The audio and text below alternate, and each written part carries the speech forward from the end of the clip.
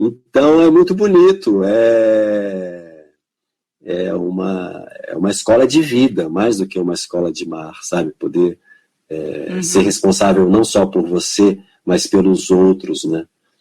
Criar realmente uma irmandade entre essas pessoas. Então, a viagem de veleiro, como eu falei antes, ela me inspira a pensar uma Antártica muito mais humana, amigável, realmente colaborativa, sabe? Sem competições.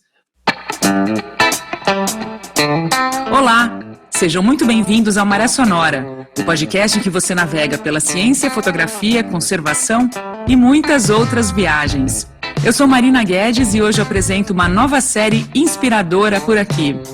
O Maré Sonora só é possível graças ao apoio de ouvintes queridos e do Café do Luiz, o café que celebra a amizade e os bons momentos. Peça o seu através do perfil no Instagram, @Café do Luiz. E se por acaso você mora em Floripa, também pode pedir o seu Café do Luiz com deliciosos bolos caseiros. Ao final deste programa, eu te conto como você pode nos ajudar e ser um parceiro ou parceira deste projeto apaixonante. O bate-papo que começa agora é sobre um assunto que eu confesso, diz respeito a um dos meus maiores sonhos, velejar no Oceano Austral. E falando em Oceano Austral, só um parêntese para lembrar que ele foi finalmente reconhecido como o quinto oceano pela National Geographic Society. Isso aconteceu no último dia 8 de junho, que é a data em que se comemora o Dia Mundial dos Oceanos. E voltando ao convidado de hoje, ele é um premiado fotógrafo que há mais de 25 anos registra cenários fantásticos pelo mundo. Nascido em Brasília, também é historiador dedicado principalmente ao continente gelado. Desde 2012, ele organiza expedições em veleiros pelos canais da Patagônia e na Antártica. É com muita alegria que eu converso hoje com João Paulo Barbosa. Seja muito bem-vindo ao Maré Sonora, João. Obrigado, Marina. É um prazer estar aqui com vocês. Maravilha. E me diz uma coisa para a gente situar os nossos ouvintes, João. Como é que surgiu o seu interesse pela Antártica? Bom, surgiu por meio de uma avó que era uma viajante do imaginário, uma sonhadora que cresceu ao meu lado me contando histórias sobre a Antártica. Ela era amiga do cineasta Jaime Podansky, do Rio de Janeiro, que tinha acabado de fazer um filme na Antártica, chama-se Igor na Antártica. É uma série que passou na Rede Manchete na época.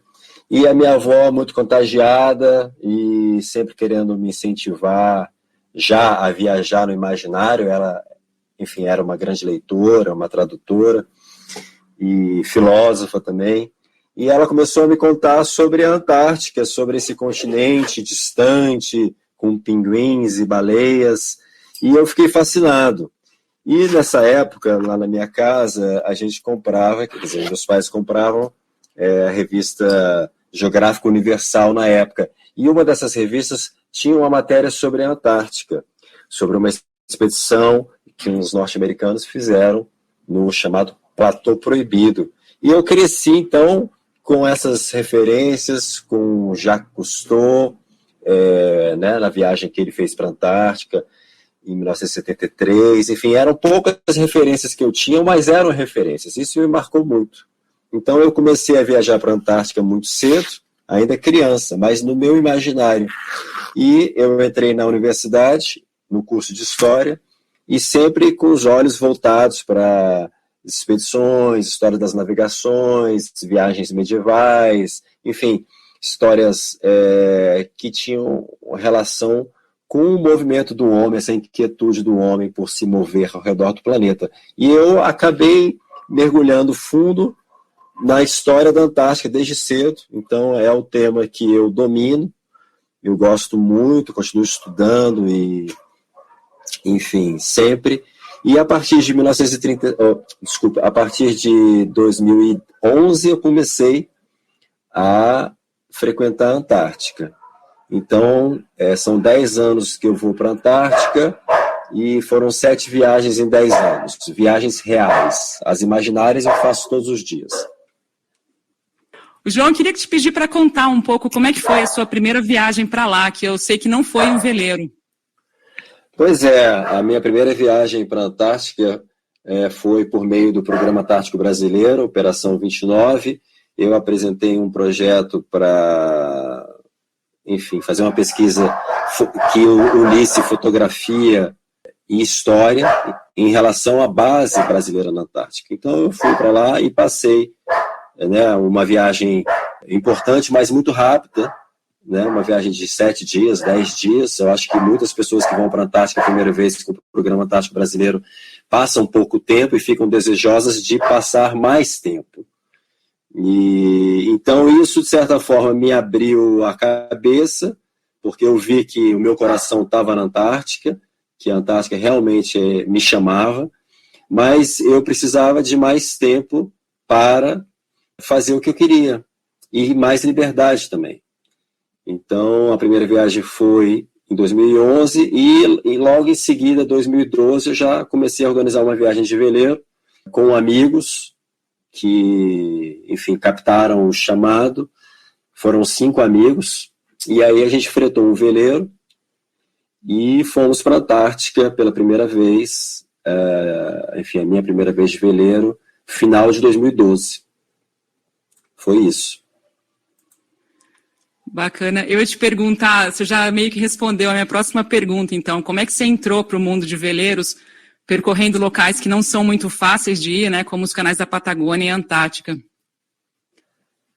Bom, eu, nessa história de pesquisar e ler tudo que aparecia na frente, eu descobri um livro que falava sobre veleiros, né?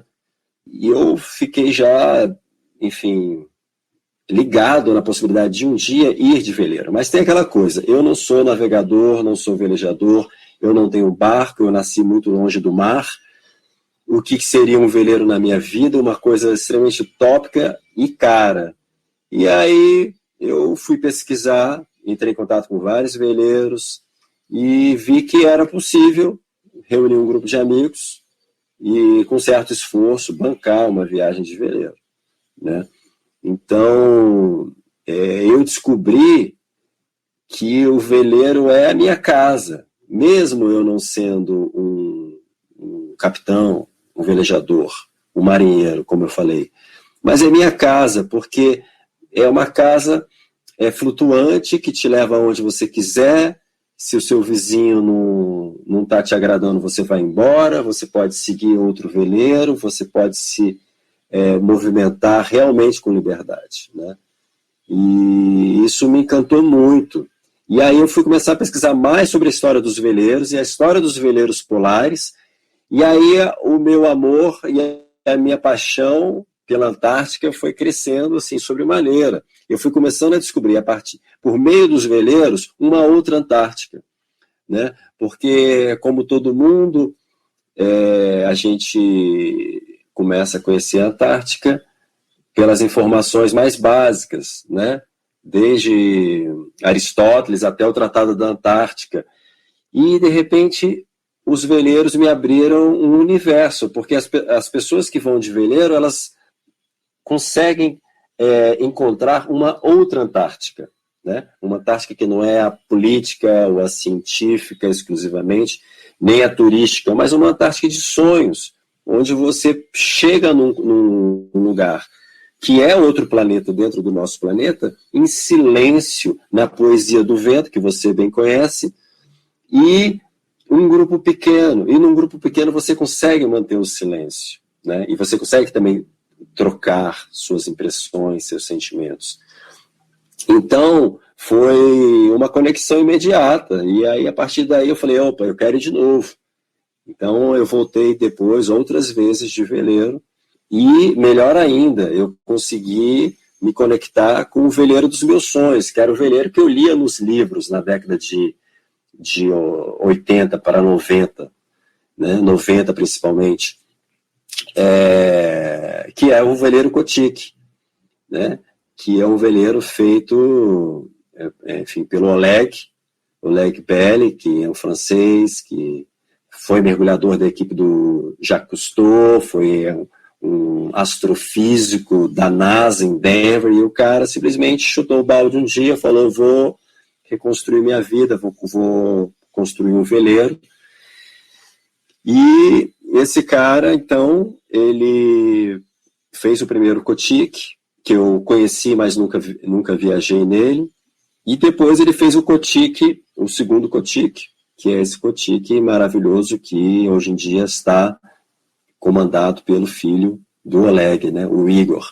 E eu entrei na família do Cotique em 2014, também organizando um grupo, né, e pelo meu conhecimento da história, eu me aproximei muito rápido do Capitão Oleg, que é um cara que lia muito, pesquisava muito, né. Na minha opinião, junto com o Jérôme Poncet, é um dos verdadeiros lobos do mar, né, da Antártica. Então, o meu conhecimento da história me aproximou muito dele. Ele gostava de ler e de conversar, e a gente conversava com profundidade sobre as coisas. Então, ele meio que, imediatamente, ele me adotou, historicamente ou culturalmente, digamos. Sabe? Falou assim, pô, eu encontrei uma pessoa que conversa comigo sobre coisas que eu gosto. E eu, desde então, me dediquei bastante às atividades a bordo, né? Eu sempre ajudei muito e desembarcava com as pessoas, e pela minha formação, entre aspas, não formal de montanhista, né? Eu desembarcava com as pessoas, subia as montanhas nevadas, e, enfim, entrava nas cavernas de gelo, enfim, com os meus amigos e depois com os clientes. E tudo isso foi enraizando em mim o que eu sou hoje, né? Uma pessoa que realmente se dedica à Antártica e que está sempre planejando uma próxima viagem de veleiro para a Antártica, né? E a relação que eu tenho hoje em dia com o Capitão Igor é muito boa, né? Ele me dá a carta branca para representar o veleiro dele aqui no Brasil, ele me dá a carta branca para organizar grupos, pensar roteiros. Então a gente sempre explora novos lugares, a gente consegue agradar todo mundo que está embarcado, a gente consegue fazer de uma viagem de veleiro coletiva uma viagem de sonho para todo mundo, né? Então, o veleiro na Antártica, eu acho que é um capítulo lindo da história da Antártica, sabe? Acho que deveria ser declarado patrimônio material e imaterial, sabe? Veleiros na Antártica. E, enfim, são poucos veleiros que frequentam a Antártica, né? Atualmente, entre 20 e 30 veleiros realmente frequentam a Antártica. E o Cotique frequenta mesmo, né? O Cotique já foi mais de 30 vezes para a Antártica. Então é um privilégio estar participando ativamente da história de um veleiro que é a própria história da Antártica. Então, eu considero uma viagem de veleiro para a Antártica a melhor viagem possível para você fazer neste planeta, pelo menos para mim. Muito bacana, João. E eu queria te pedir para contar um pouquinho dessas viagens e falar também um pouquinho como que é esse monocasco, como que é o veleiro, só para a galera ter uma noção e poder imaginar um pouquinho enquanto você conta. Bom, é um veleiro, o Cotique tem 60 pés, né, 18 metros e 60, é um veleiro de aço, né, tem, enfim, um casco de 3 centímetros, assim, bem resistente. Ele já foi pensado para quebrar gelo, enfim, digamos assim, de uma espessura razoável, digamos, meio metro, 1 metro. Então, um veleiro pensado para navegar no gelo. É um veleiro que comporta 12 pessoas, mas normalmente a gente prefere colocar 10 pessoas para que haja um pouco mais de espaço. É um veleiro muito confortável, parece que você está assim, num chalé na Suíça, assim, você não quer sair de lá de tão quentinho, confortável, mas ele traz, enfim, né, ele é um veleiro assim, que tem super atualizado, né, agora o Igor também reformou, fez algumas reformas no veleiro, Então, tirou um dos mastros, o Cotique agora tem só um mastro, enfim, ganhou painéis solares, e, né, enfim, energia eólica, enfim, equipamentos novos. Então, é um veleiro muito seguro, construído para navegar no gelo. Inclusive, enfim, ele tem um calado raso, né? O Cotique tem 40 toneladas, só a quilha do Cotique tem 15. É uma quilha retrátil. Então, o Cotique precisa de 1 metro de água para poder flutuar, sabe? Então, dentro dessa filosofia norueguesa de calado raso, de poder navegar em águas rasas, inclusive do gelo poder levantar o barco, né?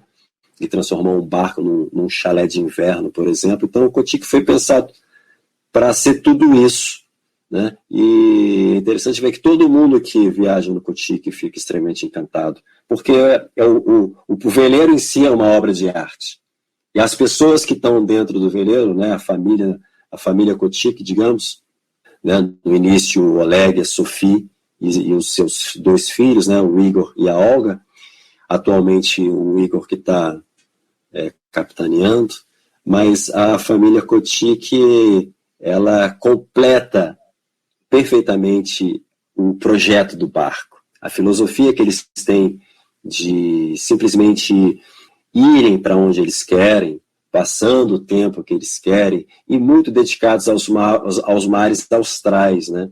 Algo que a National Geographic, né, reconheceu agora como o Oceano Antártico.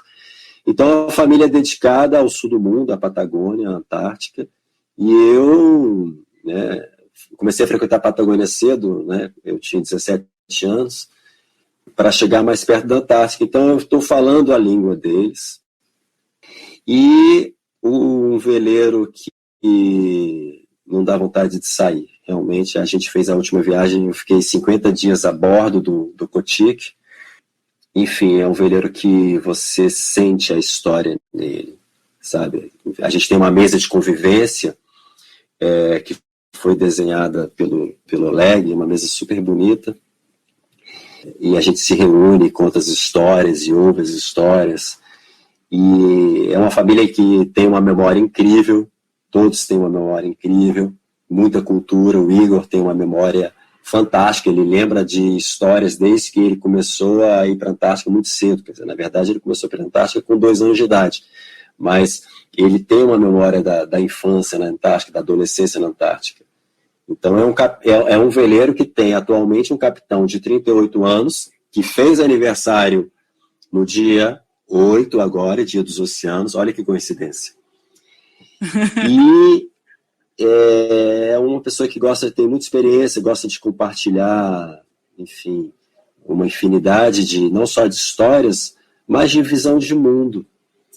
E, né, uma pessoa muito delicada, muito preparada por o que ele faz, né? Ele tirou o título dele, por exemplo, de capitão do Yacht Master lá da Royal British, não sei o que, Navy, com 26 anos de idade, saca?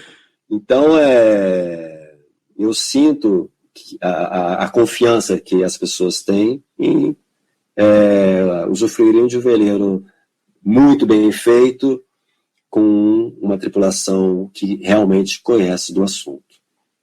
E, aliás, Igor, se você me der a honra de ouvir esse podcast, o convite está feito para vir aqui conversar comigo. O Igor participou de uma entrevista agora, uma conversa, né, com o Beto Pandiani no Instagram. Foi muito legal o bate-papo deles. Ele está lá em Port Williams, né, lá no extremo sul do continente sul-americano, e foi muito legal o bate-papo com ele. Igor, está feito o convite. Se você quiser vir aqui no podcast, vai ser uma honra e uma alegria. Não pude deixar de fazer esse convite aqui, aproveitar a carona, João, na sua fala. Eu aproveito e reitero, Igor, por favor, aceite o convite da Marina. Todo mundo vai se beneficiar com as suas histórias, por favor. Valeu. Ô, João, eu queria te pedir para contar um pouquinho das viagens, assim, porque vocês também desembarcam, fazem uns passeios, né, quando vocês descem de veleiro a Antártica. Eu queria te pedir para dizer como é que são geralmente essas viagens, quanto tempo, mais ou menos, contar um pouquinho delas aqui para o pessoal. Bom, normalmente as viagens elas começam em Ushuaia, raras vezes em Puerto Williams, enfim, mas normalmente em Ushuaia. São viagens que duram entre 28 dias e 33, mas normalmente 28 dias, já contando a travessia do Drake, né, e de volta. São 4 dias para ir, 20 dias lá na Antártica e 4 dias de volta. O Cotique frequenta muito, enfim, prioritariamente a costa oeste, né, da Península Antártica, e a Ilha Deception, das Ilhas Shetlands. A Ilha Deception, a Ilha Decepção é um lugar muito querido do Cotique.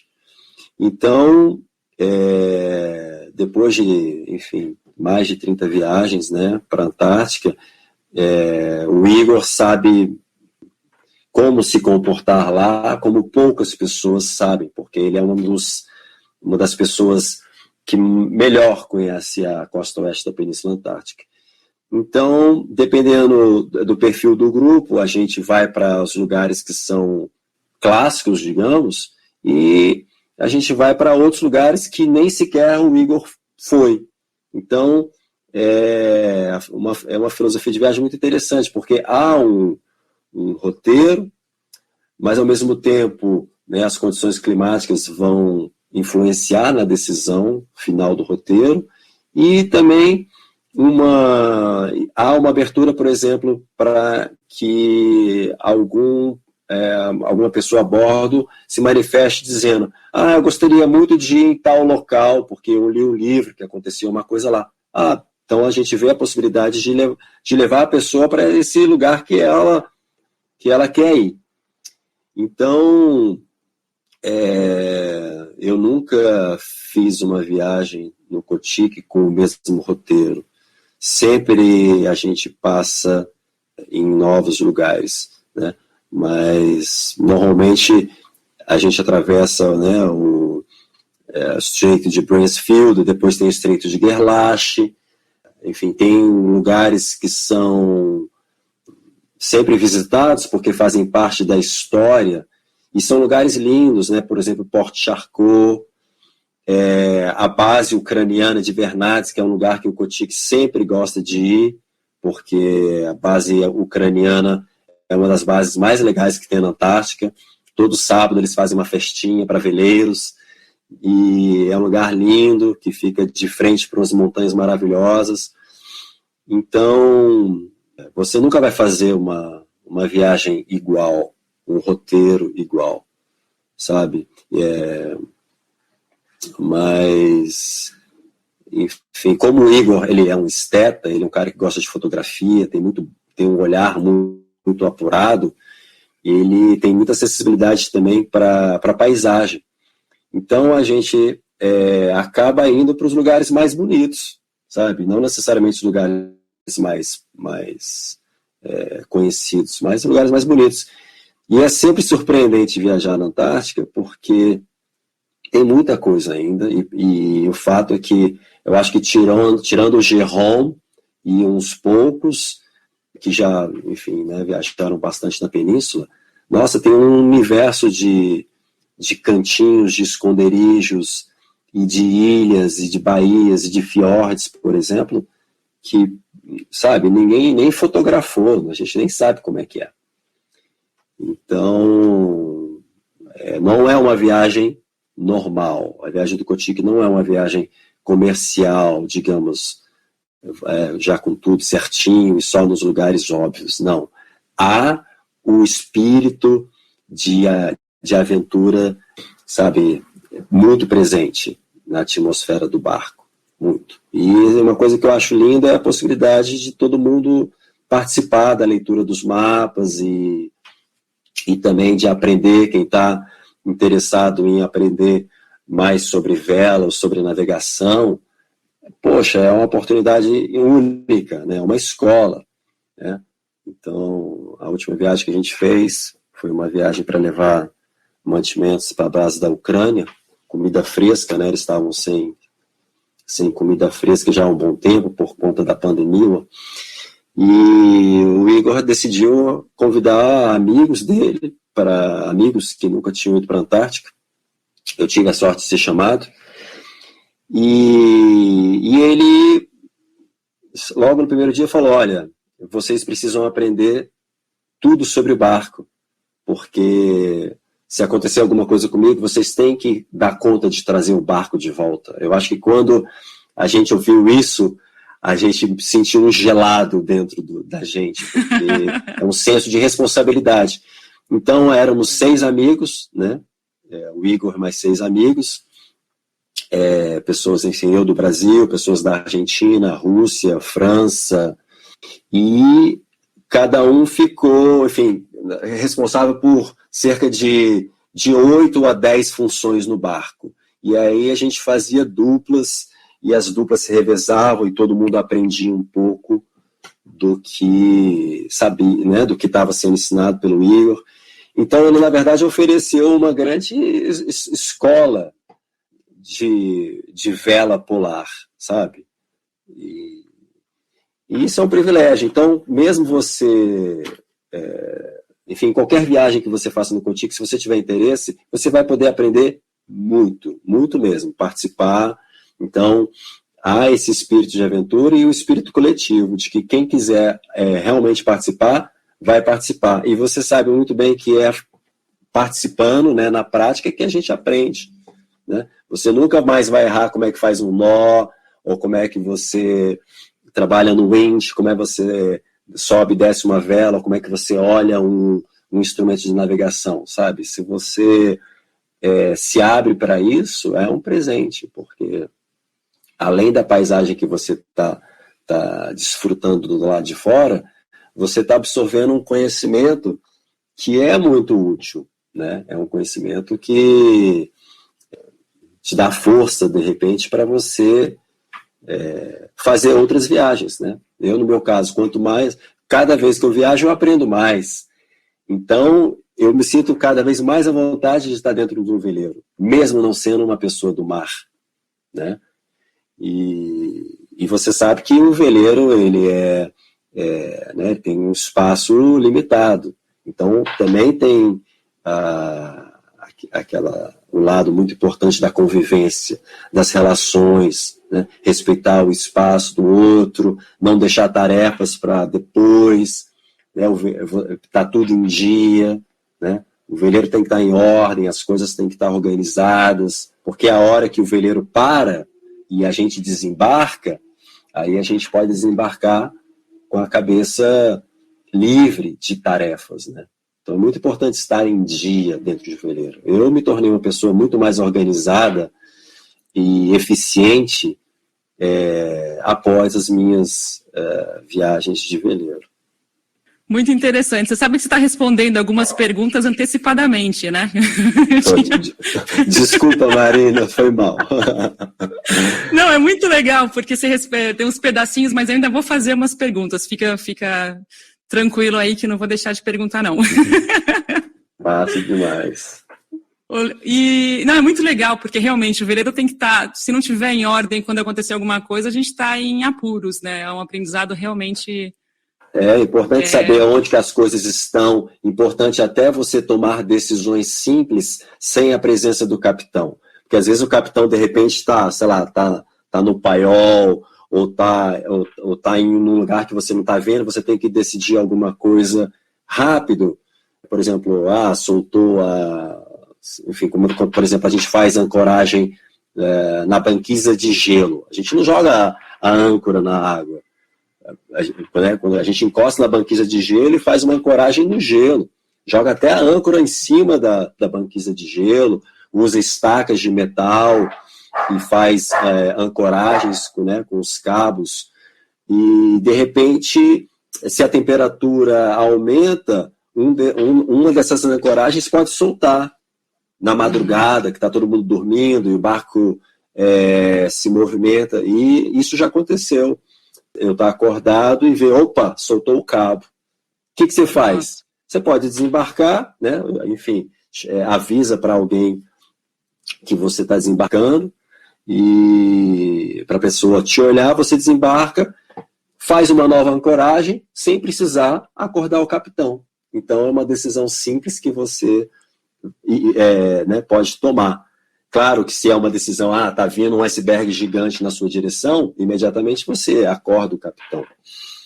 Então, é muito bonito, é uma escola de vida, mais do que uma escola de mar, sabe? Poder ser responsável não só por você, mas pelos outros, né? Criar realmente uma irmandade entre essas pessoas. Então, a viagem de veleiro, como eu falei antes, ela me inspira a pensar uma Antártica muito mais humana, amigável, realmente colaborativa, sabe? Sem competições. Foi muito interessante essa última viagem que a gente fez. Nós ficamos 7 pessoas durante 50 dias juntas e em nenhum momento alguém falou para o outro, faça isso, faça aquilo, ou deixa de fazer isso, ou deu uma ordem, ou chamou a atenção. Foi impressionante a harmonia desse grupo, sabe? E aí é visível que a gente pode conviver de uma forma muito mais harmoniosa, sabe? Em grupo, né? Consigo mesmo, em relação à natureza. É só você estar afim, né? E a Antártica, ela ensina muito a gente estar afim, né? Estar disposto, se abrir para um novo comportamento. Muito obrigada por nos acompanhar em mais um episódio. Um agradecimento especial também aos nossos parceiros apoiadores, fundamentais para que o podcast seja possível. E se você gostou e for com vontade de ser um apoiador ou apoiadora também, é muito fácil. Basta fazer uma transferência bancária usando a nossa chave Pix, que é a seguinte: podcastmariasonora@gmail.com. Contribua com o valor que puder e desejar. Isso vai ser muito importante para nos ajudar com os gastos de toda a produção deste projeto. E no site www.podcastmariasonora.com você conhece todos os episódios e as campanhas de apoiadores. Acesse lá quando quiser. Outra maneira de nos ajudar é seguindo o Maré Sonora no seu tocador de áudio favorito ou no YouTube. Eu volto na próxima segunda-feira com a segunda e última parte da conversa com o João Paulo Barbosa, que vai contar um pouco mais sobre suas viagens emocionantes em veleiros pela Antártica. Até lá, tenha uma ótima semana e bons ventos!